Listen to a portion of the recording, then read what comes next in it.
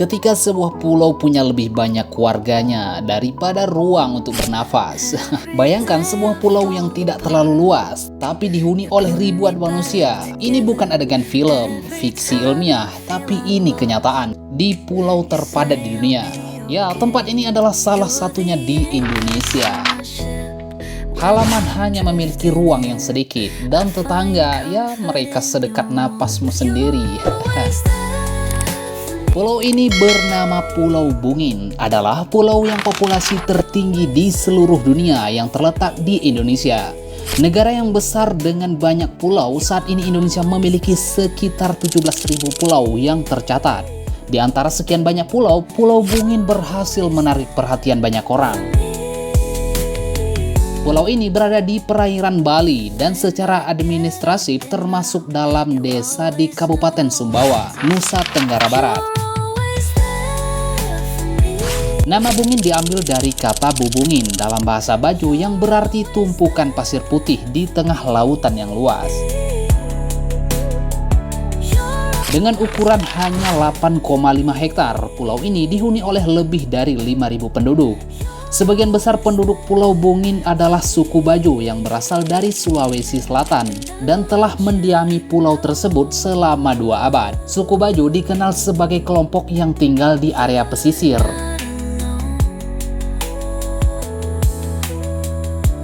Pulau Bungin juga dijuluki sebagai kawasan pemukiman terpadat di dunia, di mana hampir tidak ada tanah kosong yang dapat ditemukan. Desa Pulau Bungin tidak memiliki pantai atau area terbuka hijau yang dapat dilihat, karena rumah-rumah penduduk di sini terbangun sangat rapat satu sama lain.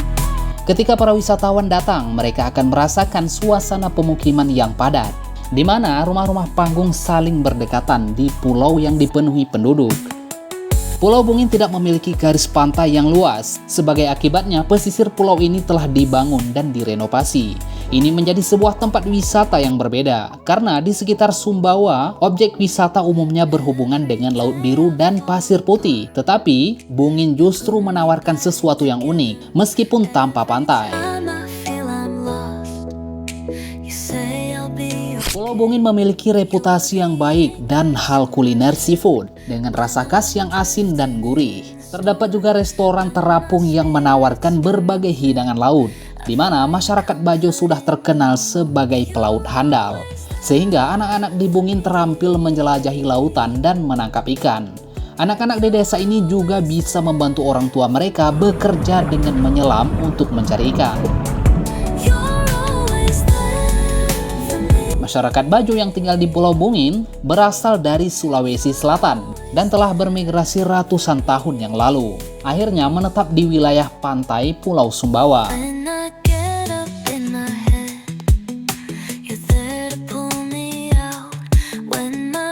Dahulu mereka hidup di tepi pantai dengan cara mencari ikan di lautan. Tetapi seiring berjalannya waktu, mereka mulai mengolah daratan dengan cara menimbun laut, menggunakan batu maupun karang yang telah mati.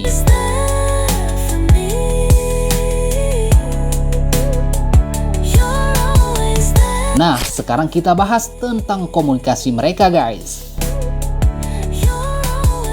Bahasa yang mereka gunakan sehari-hari adalah bahasa daripada suku Bajo dan tidak memakai bahasa asli daerah Sumbawa. Sebab 80% populasi di sini berprofesi sebagai nelayan. Hampir setiap rumah memiliki perahu motor pribadi yang digunakan untuk menangkap ikan atau lobster. Dahulu pulau ini hanyalah tumpukan pasir putih sampai suku Bajo datang dan mendirikannya. Mereka membangun tempat tinggal dengan menggunakan tumpukan karang laut yang telah mati sebagai pondasi. Nah, ini dia yang menarik. Rumah-rumah di desa ini tidak menggunakan batu atau tanah sebagai pondasi, melainkan terumbu karang yang sudah mati, yang menjadi dasar rumah mereka. Warga tidak perlu mengeluarkan biaya yang tinggi untuk membeli tanah, karena mereka menggali tanah sendiri.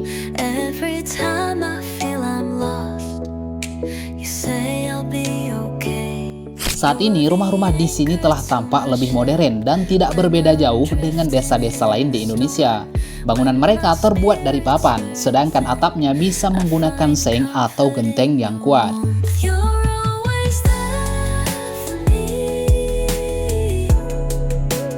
Suasana di desa pun mirip dengan desa yang ada pada umumnya. Terdapat beberapa toko, di antaranya pemukiman yang padat.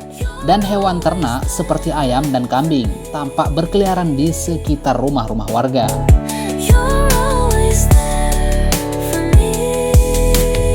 Hukum adat dalam pernikahan masyarakat Bungin juga menjadi salah satu faktor yang membuat Pulau Bungin semakin padat. Menurut hukum adat, pasangan yang ingin menikah diwajibkan untuk membangun tempat tinggal mereka sendiri. Untuk membangun rumah, pasangan tersebut harus mengumpulkan batu karang dan menumpuknya di lokasi yang telah ditentukan. Ukuran lokasi tersebut mencapai 6 x 12 meter selama 4-7 tahun. Dan baru setelah itu mereka bisa menikah dan mendirikan rumah. Itulah sebabnya ukuran Pulau Bungin terus meluas dari tahun ke tahun. Nah, ini luar biasa bukan? Bagaimana tanggapan kalian?